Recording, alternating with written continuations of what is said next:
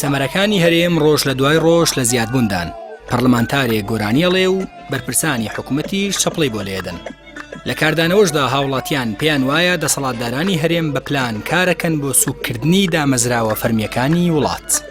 لە ئاهەنگێکدا لە هەولێری پایتەخت کە لەلایەن گروپێکی هونەری سەر بە بەڕێوەبەرایەتی ڕۆشنبیری و هونەری ئەو پارێزگایەوە ڕێک خراوە و لە شەوێکی مانگی ڕەمەزاندا بەڕێوە چووە، تیایدا پەرلەمانتارێکی کوردستان لە فراکسیۆنی پارتی گۆرانی دەڵێ هەلهەلە دەکێشێ، مەقام دەچڕێ، هەڵدەپەڕێ و سەما دەکا. پارێزگار و وتەبێژی حکوومەت و بەرپرسانی پارتیش بە گەرمی چەپڵەی بۆ لێدەن و هانیێدەن.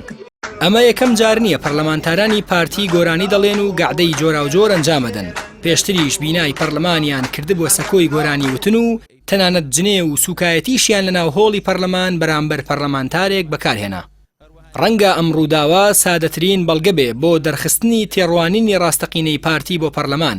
پارتی پەرلەمانێکی دەوێ تووتی ئاسا تەنها گۆرانی بۆ بچڕێ و حکوومەتەکەشی چەپڵەی بۆ لێ بدا، نەک پەرلەمانێ بە چەپڵە دەری بکە. دەسەڵاتدارانی هەرێم پەرلەمانتارێکیان دەوێت سەمایان بۆ بکە، نەک پەرلەمانتارێ واژۆیان لە دشکۆ بکاتەوە و داوای دەست لە کارکێشانەوە و وازهێنانیان بکە.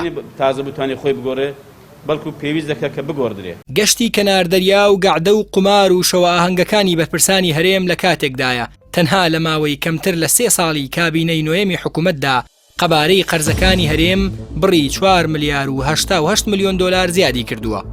8 تریلیۆن دینار موچەی موچەخۆران نەدراوە و نرخی سوتەمەنیش بە ڕێژەی لە 140 زیادی کردووە. ئەمە جگەلەوەی نرخی زۆرێک لە خواردەمەنیەکان لە 150 بۆ لە 100 زیادی کردووە.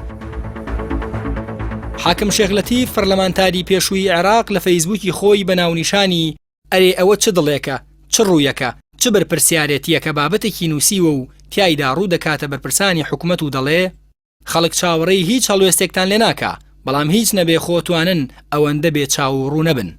هاوڵاتیەکیش بە تەنزەوە نووسیوێتی دەنگ دەری بەڕێز، ئەوە ئەنجامی دەنگەکەتە، ئەوە تا گۆرانیت بۆڵێ بۆ ئەوەی خەمبار نەبی و نەڵێ هیچی بۆمان نەکردووە.